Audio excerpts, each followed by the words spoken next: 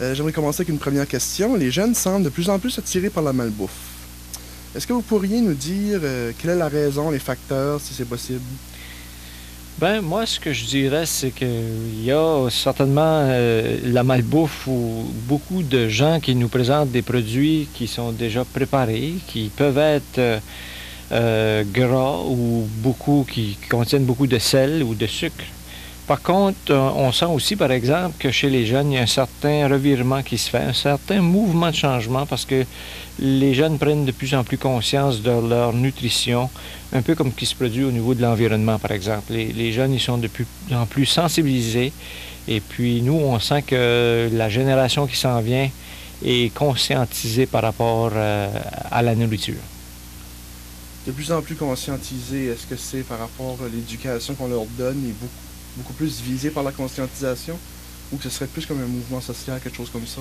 Ben, je crois que la société en général s'aperçoit que plus on mange mal, plus on se sent mal.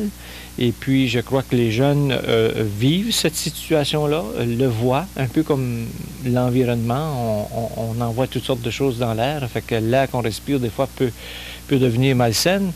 Ben, c'est un peu la même chose. Si on se nourrit mal, il y a des bonnes chances qu'on ne se sentira pas très bien et puis que notre longévité pourrait y être affectée. OK. Dans le même angle d'idée, est-ce que des cours devraient être ajoutés au programme ou changer dans le sens qu'on devrait plus conscientiser les jeunes? Ben, je ne sais pas si je crois qu'il n'y a pas seulement que les jeunes, il faut conscientiser, il faut conscientiser aussi les parents qui, eux, sont les personnes qui achètent la nourriture pour les enfants. Mais je crois que c'est tout un mouvement de société en général qu'il faut regarder. Moi, je pense que les enfants sont éveillés à ça. Je pense qu'il nous reste encore beaucoup de travail à faire avec les parents ou les personnes un peu plus âgées de la société pour que s'ajuste, si c'est permis, parce qu'on sait que le rythme de vie va très vite, s'ajuste à une nourriture qui va plus répondre à leurs besoins puis qui sera peut-être moins nocif pour eux autres. C'est pour ça que je vois une nouvelle industrie qui sort de l'ombre tout d'un coup, des aliments précoupés ou déjà précuits même. Voilà, on retrouve beaucoup au niveau des épiceries, par exemple, des emballages pré-préparés pour une personne avec des fruits, des légumes qui sont en plus petit format, beaucoup plus dispendieux. Dispendieux, c'est ça qui est l'astuce, c'est on le coupe pour toi, mais il va falloir que tu payes pour. Et voilà, ça fait que ça rend la tâche plus difficile. Par contre, si les consommateurs sont vigilants, puis qu'on achète, par exemple, le plein chou-fleur, puis qu'on le découpe, il y aura beaucoup d'économies à faire de ce côté-là. Si on le coupe soi-même. Voilà, oui. Ensuite, est-ce que les industries du fast-food sont assez sournoises, dans le sens qu'on voit aussi des restaurants près des écoles, on essaie des lieux stratégiques, c'est comme un peu pour dire aux jeunes, venez manger ici, on va vous avoir Je sais pas s'ils font dans la façon d'attraper les élèves ou de penser que les gens sont dénigaux, mais c'est sûr qu'il y a des études de marché, comme tout bon gestionnaire d'entreprise, je croirais qu'ils font une étude de marché. L'autre chose qui se produit aussi, c'est qu'on sait que lorsqu'une école est dans une situation, il prendra beaucoup de temps où il se développe un quartier résidentiel assez gros. Et puis ça, ben, c'est un marché qui est très intéressant pour ces restaurants fast-food-là. Une communauté où il y a beaucoup de jeunes, disons que, selon vous, c'est quand même...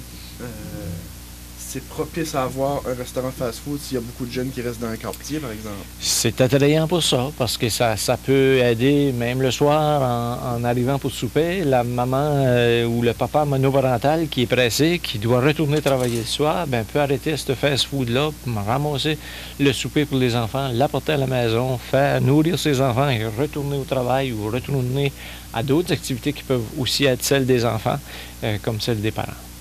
Ou le jeune, par exemple, que sa mère travaille jusqu'au soir, qu'il ne verra pas et qu'il est tout seul à la maison.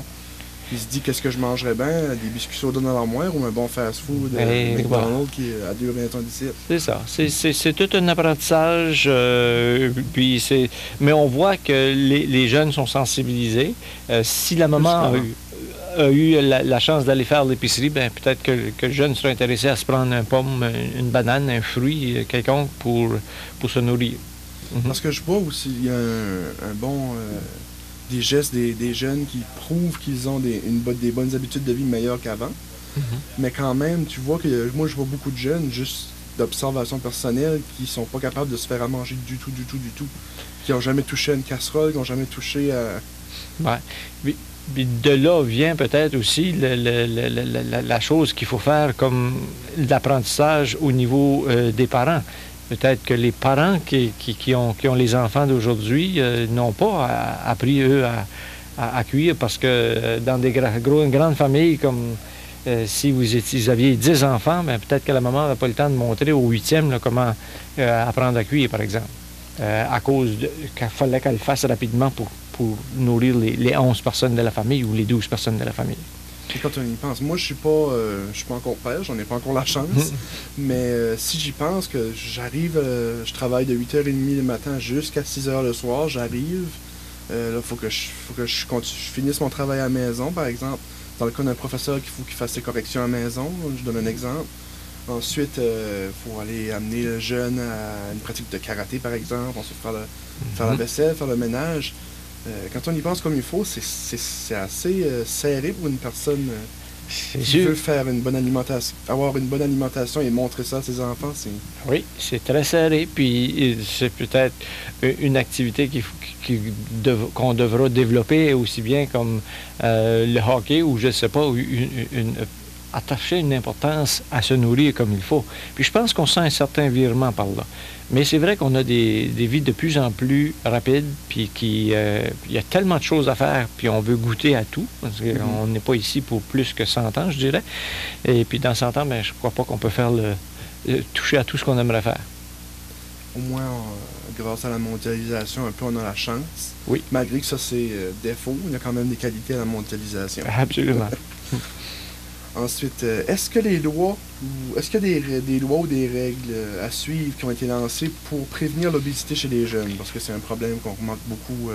Oui, bien, en 2005, le gouvernement du temps a lancé la nouvelle, qu'on a appelée la nouvelle politique de la nutrition, l'alimentation en milieu scolaire. Mais cette politique-là avait aussi été lancée en 1993. Qu'on avait des normes à suivre en ce qui concerne la nutrition. Donc, ça remonte à quand même assez loin où on essaie de porter une attention assez particulière à ce qui est offert dans nos écoles pour les élèves. On a resserré les liens, ou pas les liens, mais on a resserré les services en 2005. Et puis, au 17 de mars 2008, on a encore réajusté cette politique alimentaire afin de tenir compte du taux de sucre et de sodium dans le menu des cafétérias. Est-ce qu'on a pu noter des pertes? Parce qu'on sait que tous les fast-foods se tiennent stratégiquement autour de l'école et l'école essaie de donner la nourriture santé. Est-ce qu'il y a beaucoup de pertes qui sont faites suite à ça? Est-ce que vous savez? Je sais que c'est un défi.